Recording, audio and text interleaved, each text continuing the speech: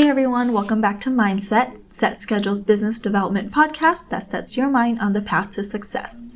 I'm Yvonne, part of the media and content team at Set Schedule, and in this series I connect with entrepreneurs, business owners, and thought leaders to provide advice and insight on growth, whether it be growing your own business or your skill set. Today we are joined by Jodi Huettner, who is the CEO and founder of Helga Wear. How are you doing today, Jodi? Oh, I'm doing great, Yvonne. Thanks. Well, thank you so much for joining us today, Jodi. I'm really excited to have you here to speak about your experience going from a mechanical engineer who experienced the hardships that women face in the trades industry to being your own business owner and creating a product that was really needed. Can you give us a little bit of background about your professional history and how Helga Wear came to be? Certainly. So I worked as a mechanical engineer for an environmental consulting firm here on the coast of BC. And so I had to wear full-on PPE, which is personal protective equipment. So everything from hard hat, safety goggles, right down to steel-toed boots. And what comes in between is typically safety coveralls or bib overalls, rain gear if you're out here in the coast where it's normally pouring rain. And I would be supervising teams of tradespeople and trying to be very professional, which is it's a challenge as a young woman engineer out on a site with a group of seasoned tradespeople that have been doing the job for years and years. So first of all, it was really hard for me to find personal protective equipment that fit. And what that does is it just made me look like not the part. It didn't make me feel very professional or look professional. I always kind of looked like I was wearing my dad's work clothes. And then the worst part was, like, as a mechanical engineer, I was bothered that it wasn't plumbed for my body. So, the two-way front fly on a coverall, that bottom zip is meant to help men go to the bathroom very quickly, but there's no accommodation to help women. So for us to go to the bathroom, we go to great lengths to toilet ourselves. And there's a real opportunity cost to that. So it typically means if your team is supposed to be meeting a budget and a schedule, the more time you take in doing simple things like going to the bathroom every few hours, the further you fall behind. So the least likely you are to get chosen for the great field jobs, and also bonuses at the end of the year. They're all based on whether or not you can meet your schedule and your budget. So it's very frustrating not looking the part and just not really being able to compete burden-free, hassle-free with my male counterparts. So I had an opportunity to leave the industry after I hacked my own gear. Yeah, I have to mention that. I've come from a homeschooling background, and my mom taught me to sew. So as soon as I got frustrated enough with my gear, I would start Frankensteining it and trying to make it so that it had, the pajama drop bottom butt flap so that I could go to the bathroom quickly and so that it fit me.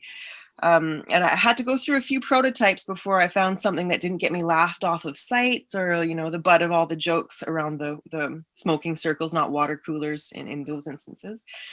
So I had an opportunity to leave engineering and try and take the product to market, which I did. And so that's really how it started. My product started as bibbed rain overalls that worked for my body, that would let me go to the bathroom quick and easy, just behind the bush like one of the guys, without exposing myself to the elements, without exposing myself to the glances of coworkers. As you, in bear country and cougar country, you have to be in line of sight of at least one other person, and they're all men. So it's when I finally found something that met all of those criteria, I thought there must be other women out there that could benefit from this. It's saving me easily an hour a day, and I'm just able to hydrate like I want to, use the washroom quickly like I want to, and kind of just be like one of the guys.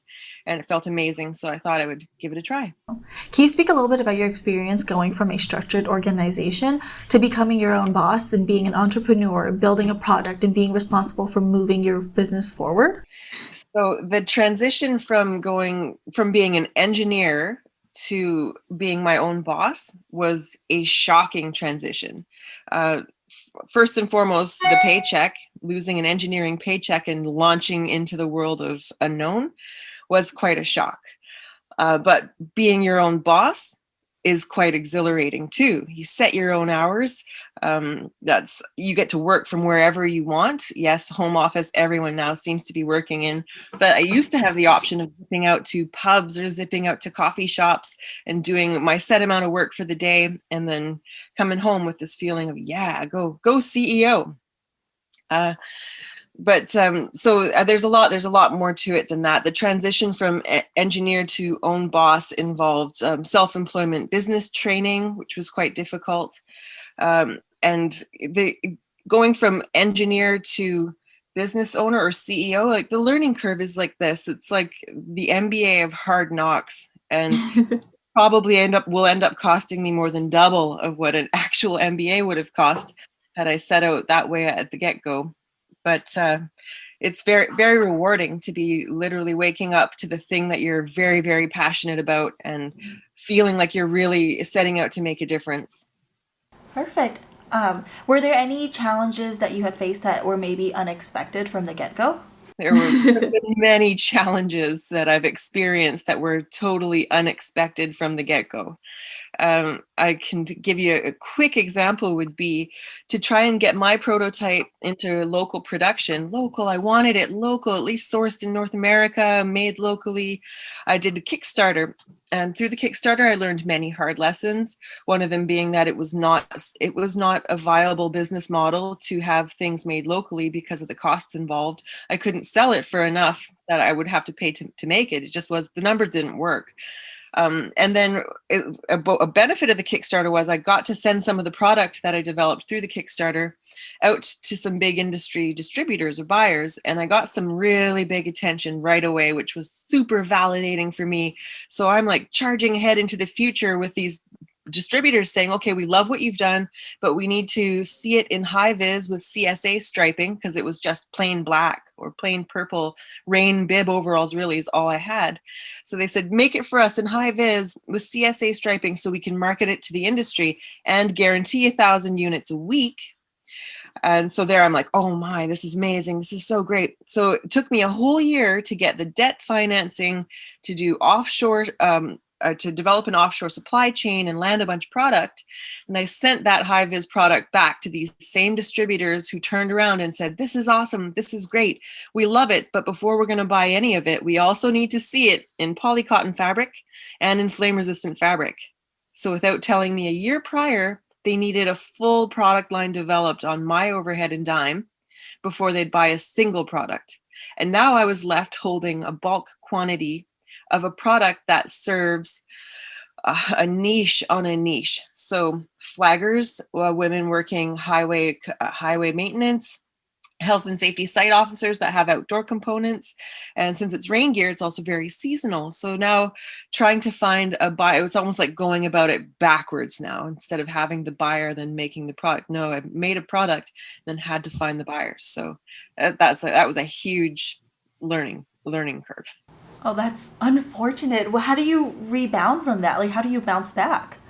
It's been a hard one, but so to keep going. Now imagine this. So I've leveraged my own little corporation of Jodi, whatever, to the max to get this product landed, to think I'm going to be making these sales. Meanwhile, I still have bills coming in. I still have a roof over my head and everything that everybody else has to pay for with absolutely no money coming in. So I started working the gig economy in every off minute I had. And the benefit of the gig economy, and I call it the Craigslist hustle, is you go onto the gig section of Craigslist and you surf it in the morning and see if there's any quick little something you can do just to get a little bit of cash coming in. It's not a big commitment. It's not going to take your, 2 or 3 days away from your business, but just enough to kind of keep the thing going. That's what I was doing. So everything, like labor jobs, even how we got the big break, I was actually doing a Craigslist hustle gig that I had found for a Canadian show called CBC Stats of Life. They basically do little short shows that showcase 3 or 4 case studies of families across Canada, and then they compare statistics based on what the episode happens to be about for those families and for the provinces that they're in. And so they wanted to do an episode on the gig economy, but they also wanted to do an episode on entrepreneurship. And when I applied because I was trying to do the Craigslist hustle. They thought, oh, that's amazing. She's got both entrepreneur and she's working the gig economy. So I beat out, like, I think over 800 other families and won a spot as one of the case studies for that show. And you're saying, how did you bounce back? the right person, the right supply chain manager who happens to be a woman, who happened to work trades positions earlier in life and is very familiar about the struggles with PPE for women, caught the show. And she had just been in meetings with this whole group of women that started at her work, women in trades and in other positions, to talk about what do we do about the problem of wearing these male coveralls on site. We have to have something better. So she caught the program, saw what I had done, and although the product I had developed that I had landed in mass wasn't what they needed, she asked me to bring that product in and show it to their tradeswomen and have a conversation with their tradeswomen about what their needs would be in comparison to what I had done. And that opened up the door for me developing new FR coveralls for servicing now women in the shipyards here in Victoria and in Vancouver. And so you can see some of them behind me. So it's like we took the prototype that worked for me, added a bunch of tweaks, listening to the struggles and the challenges of tradeswomen right now, welders, electricians that are forced to wear coveralls that are way too big in certain spots for them, that actually restrict their mobility and lead to some pretty unhealthy practices on site. So that's how things happen. That was a very roundabout way to answer your question, but there you have it. Well, that's serendipity if I've ever seen it. That's incredible that she just happened to be watching the show and was able to open so many doors for you. Uh, can we talk a little bit about can we talk a little bit about the journey? So you have your business plan. How do you go from a theoretical plan to an actual product, to distribution, to where you are now? Like, what are the steps? Okay, Yvonne. So the steps are probably different for everybody, but how I did it was I was able to get into a self-employment training program with my raggedy little business plan that I had literally found a template online and filled in the blanks to make my own business plan. And I was able to go into a program called Embers Ventures, which doesn't exist anymore. Its sister company, Embers Staffing Solutions, still exists. And this is a beautiful story because Embers Ventures is to train people that want to be their own bosses. It's like a year-long program. It's pretty intensive, and it's located in a building downtown that also houses their sister company, Embers Staffing Solutions, which works to get people into better paying positions in the downtown east side through training them to be flaggers or laborers. And they have this thing called the lending library. So to get someone from not working in trades or in flagging to working, they need to have the PPE, the personal protective equipment, and that's a huge cost. So they have a lending library that will lend these things to people just starting out so that they can wait till they get enough money coming in from the job to be able to buy their own. And I would see these women every morning filing in, picking up their high-vis coveralls or their high-vis overalls, picking up their gear to go out and work for the day. And I thought, you guys, one day I'm going to serve you guys. And yes, again, I so ramble. It's okay. So self-employment training, that training program, the first module was to get you to make an actual business plan that people are going to pay attention to. So I got to take my cobbled together business plan, put it into a format that would actually be considered. And then the next module was securing financing. So although it was against what the instructors were saying, I decided to go for crowdsourced funding through a Kickstarter. And I did a lot of research on it and found or learned that if you're able to, within your personal network, cover, I think it was a quarter of the entire funding goal within the first quarter of the funding period, you were in the high 80 percentile chance of having your funding goal reached. So that's the formula I used. And I was able to do a successful Kickstarter from that. And then, so that was part of the training program. They were training you to not only have the business plan to get the funding, but then to actually launch your business. So over the course of the year, that's what I had done. And after the Kickstarter, when like I told you, I had gotten some really good interest. So parties were interested in seeing how far I could take it. I took that business plan to get the debt financing, which was a crazy journey. And you always hear that women entrepreneurs have a hard time of getting funding, and we really do. But in this case, I had two banks kind of looking at my business plan, thanks to Embers Ventures, saying we'll fund part of what she needs if you fund the other part of what she needs. And then the other one said, well, okay, we'll do that, but we want her to take on a financial advisor for at least 2 years, minimum of 4 hours a month. And that advisor, if she doesn't meet any of her benchmarks, can let us know, and we can think about getting her back into engineering so she can pay back this huge chunk of debt financing. And so that's what happened. I had taken on a financial advisor, actually an executive from Ernst & Young, and he was absolutely fantastic. Never missed a meeting with him. And he was always a really good sounding board and a wealth of knowledge for all things financial. And after the 2 years was done, I didn't even notice our 2 years was up. We were still meeting. And I was at the point of needing more investment, because here I am now stuck with all this product and out of debt financing and leveraged to the max. And so he had coached me into being able to give pitches, and I was just pitching to different investors. And then he canned it. He said, no, you know what? I'm not done with you. I know we're technically done together, but I want to step in as an investor. So that's how it kind of kept going from there, which is just fantastic. That's interesting that you mentioned that, because maybe it's because I don't really have a background in business, so I'm not entirely sure. But was there a specific reasoning as to why your instructors were warning you against crowdsourcing? Yes, so people were advising against crowdsource funding at the time because it was still it was considered risky. It was considered risky because for the platform I chose, which was Kickstarter, I chose that platform because instead of funding something like making a movie or making a book, it was funding an actual product for sale. So there are different platforms that you use for different things. And my research showed that I had to use Kickstarter, but that meant at the time, in order to win your Kickstarter campaign, you had to at least raise enough money that the amount of money that you targeted at the beginning. So you had to have a pretty good idea of how much money you thought you could raise. And then you put costs into it. You make a video. There's a lot of time that goes into developing a good Kickstarter.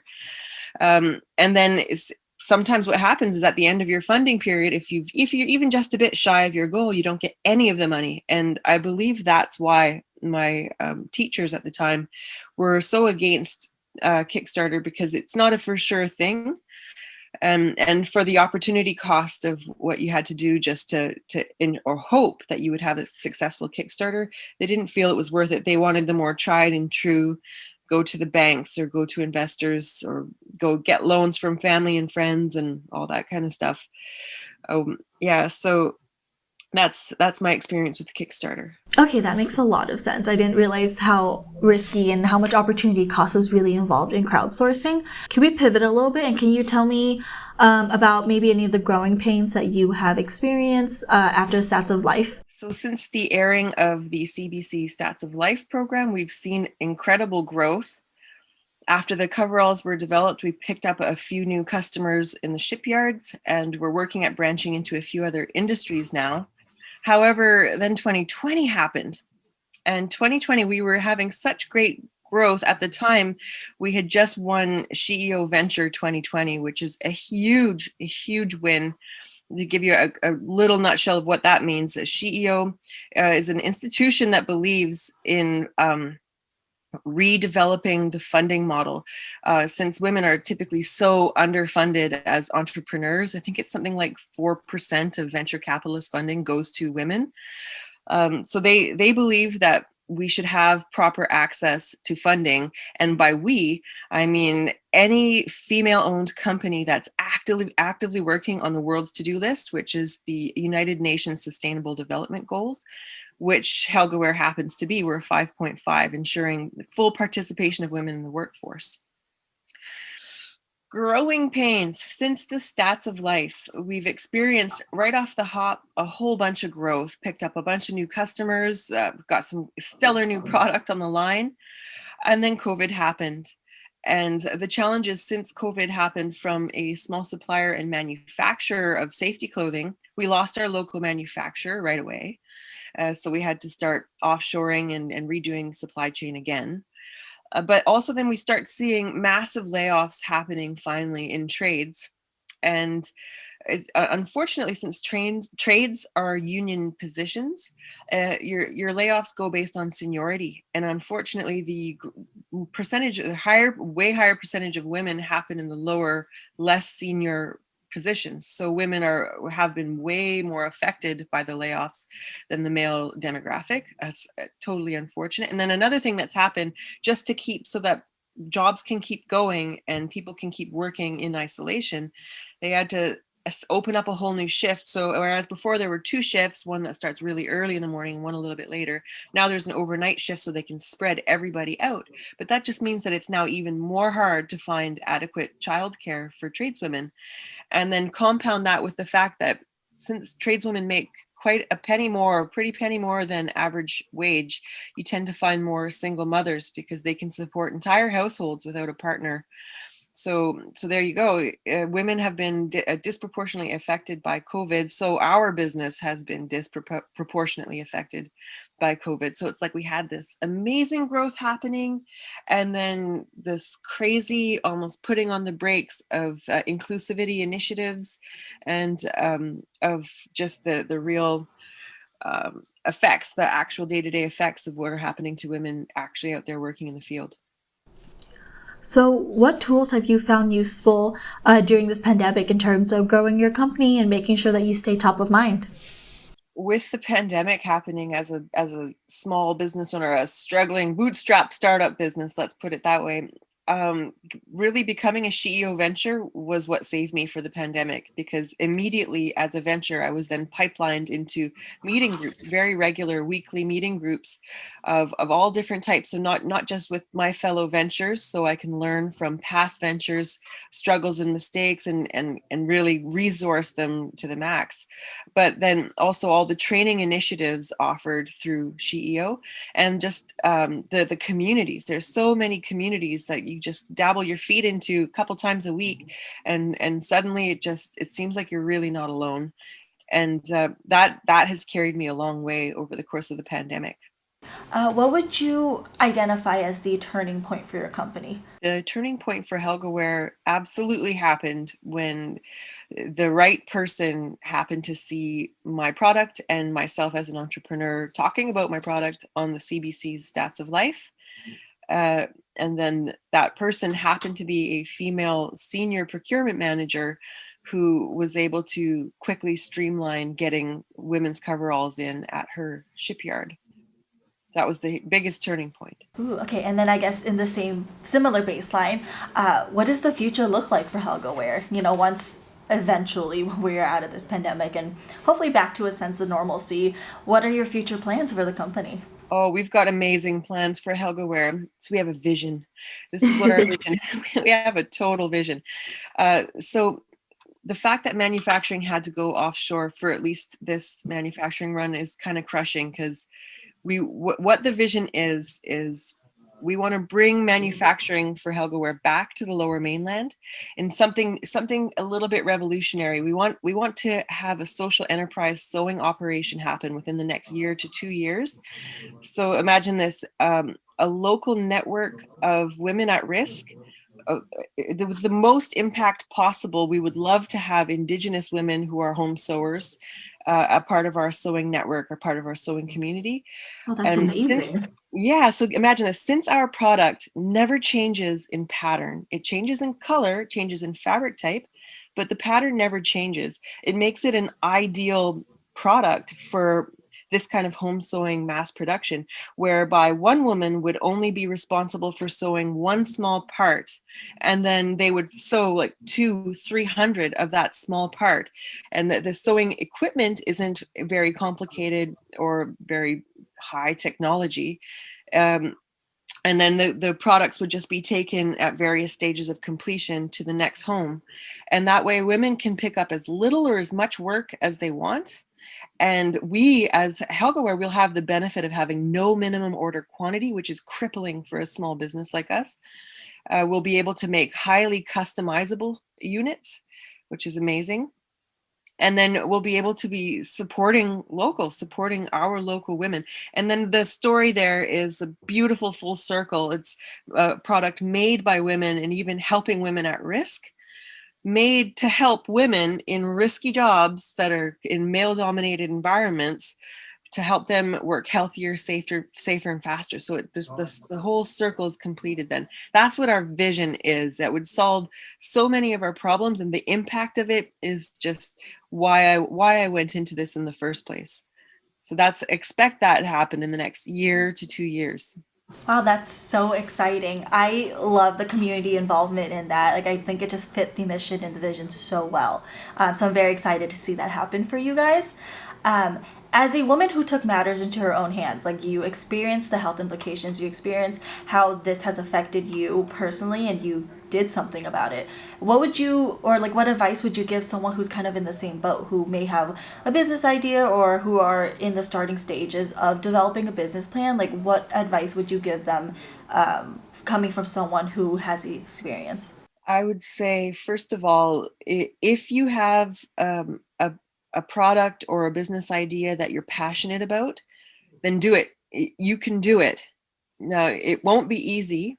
And I had to sit down with myself and have a conversation at the beginning that spoke to the old Jodi, saying, you're the one who follows the rules. You're the one who listens when someone says yes, or yes, you can do this, or no, you can't do this. But going forward, where it concerns this bouncing baby business, every time you get a no, please don't take it. You have to smile and thank the person and immediately be figuring out how you can make it into a yes, by going around, by going above, by changing tack. You cannot take a no going forward where it concerns your business. So yes, you can do it. If I can do it, you can do it. And just keep at it. It's not going to be easy, but it will be worth it. Well, that was perfect. Well, thank you so much, Jodi, for joining us on the podcast today. If any listeners were interested in finding you and your site, where can they head over to? Oh, amazing. All of our social handles are at Helga Wear Inc., which is pretty easy, or visit the website at helgawear.com. Perfect. Well, thank you so much for joining us. I really had so much fun just talking about the history of Helga Wear, and I'm so excited to see where you guys are headed in the near future. As for our listeners at home, thank you so much for tuning in. And if you enjoyed this episode and would like more content like this, please head over to our YouTube channel at youtube.com/setschedule. If you want to connect with us on social media, we are at setschedule on Instagram, Facebook, Twitter, and LinkedIn. And as always, we welcome any feedback and suggestions. So please send an email to media@setschedule.com. But that's all for today. Thank you so much for tuning in.